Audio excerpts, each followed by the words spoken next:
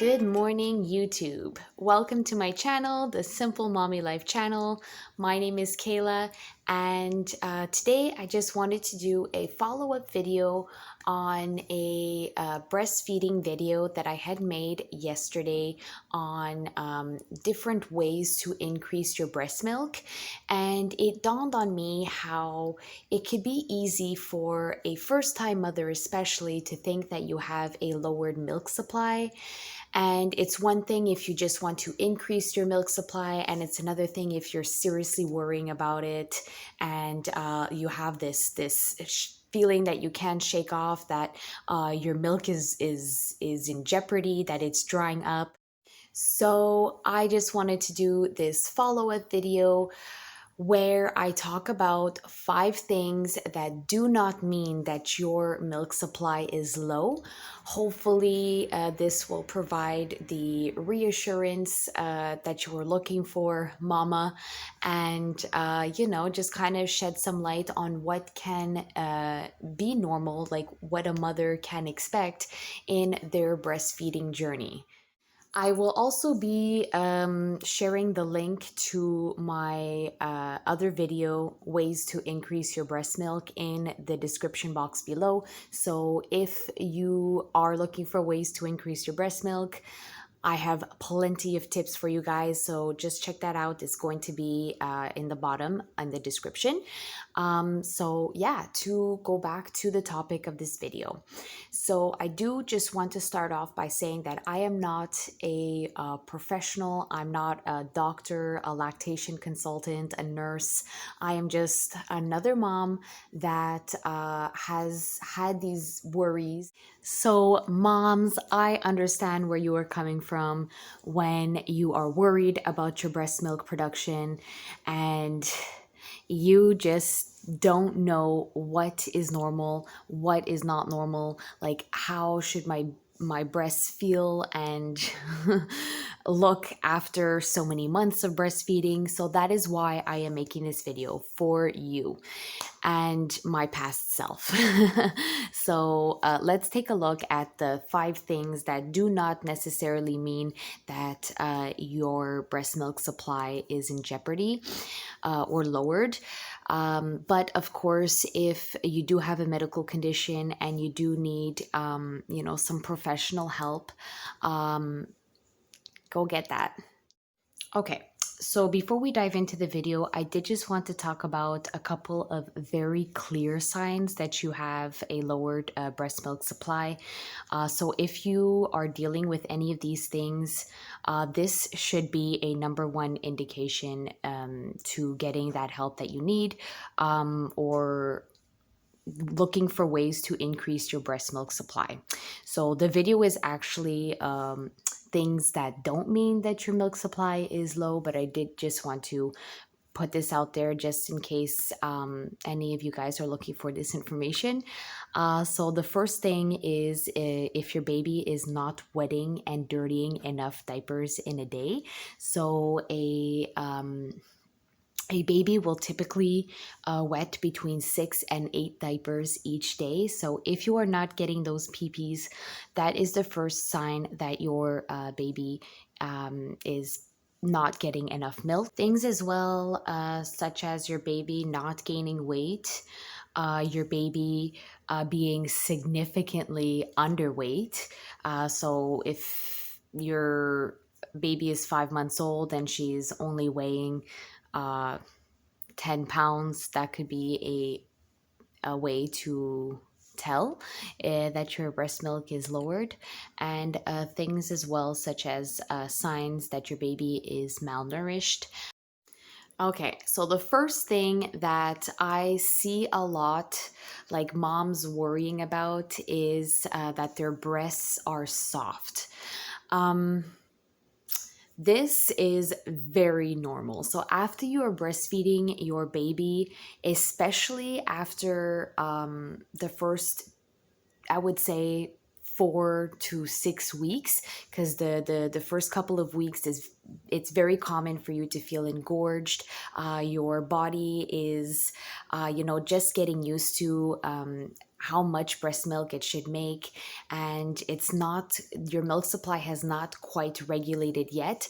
But after that 6 week period, it's very common for your breasts to feel very soft and very small, not necessarily engorged.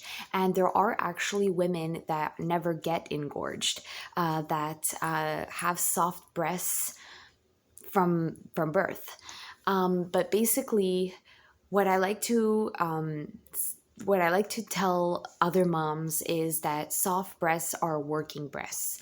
So if your breasts are feeling softer, it just means that the milk is being removed, that your baby is drinking the milk sufficiently and effectively, that you don't have that surplus in your breasts for you to feel engorged. So soft breasts are working breasts, and it's very normal for you to have soft breasts.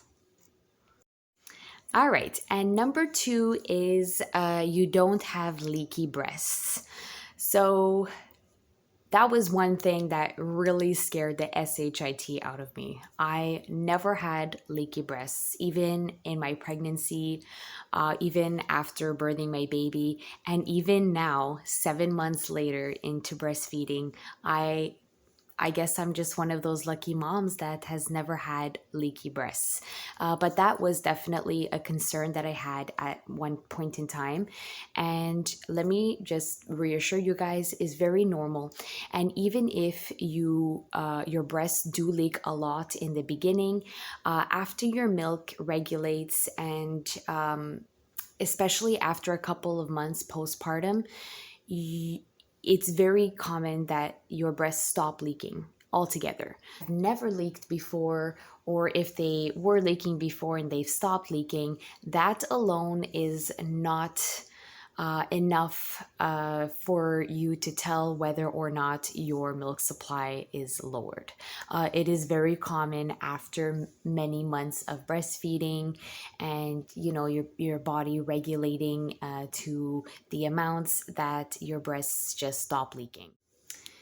Okay, and number three is that you are not able to pump large amounts or able to pump at all, just because your pump says that you are pumping a half an ounce or 1 ounce or 2 ounce. That doesn't necessarily, that's not like the true amount. It doesn't necessarily mean that is the milk that all the milk that you have in your breasts. So I really understand how it's so easy, especially with this point, to go down this rabbit hole of worries. I've been there. I have never been a great pumper. Like, I have tried many different kinds of pumps, different sizes for my phalanges. I've literally like pumped in the day, in the middle of the night. 500 times a day on my pump, and it's never really satisfied my motherly worry that the milk is not there. But let me just assure you, this alone is not a sign that you have lowered milk supply. So if you don't know already, pumps don't actually effectively remove milk like your baby. A baby is very effective in removing milk breast. It's very natural. For a pump, however, it's not the same, and it's very, very normal that you are not pumping the amounts that you believe. Like, it's hard to tell how, like, the amount of milk that you have in your breasts. But if you are seeing only half an ounce and an ounce in your pump, it doesn't necessarily mean that that's all the milk that you have. Okay, number four is that your baby is feeding in less time or is feeding more often. So I get where you can think that this is a milk supply issue, but it has nothing to do with your milk production. It could just be your baby going through a growth sprout, so they're cluster feeding, they're feeding more often on your breasts. Oftentimes, because they just can't get enough, they might feel frustrated, but it doesn't necessarily mean that your body is not producing sufficient milk for them. And also going back to the point that they feed in less time. So if you're a first time mom, like there's no way for you to know this little piece of information. But basically, a newborn baby is learning to eat. They haven't really mastered. Their mouths are smaller, so it takes them longer to eat. Like when I was breastfeeding my newborn, our feeding sessions would be around 30 to 45 minutes. And as she grew, as she turned months old and 3 months old, she started to get more and more and more effective in removing the milk. That her feeds would drop to 10 minutes, and that is completely normal. Your baby is probably removing more milk in 10 minutes as they're growing older than they were in 30 and 45 minutes when they were newborns.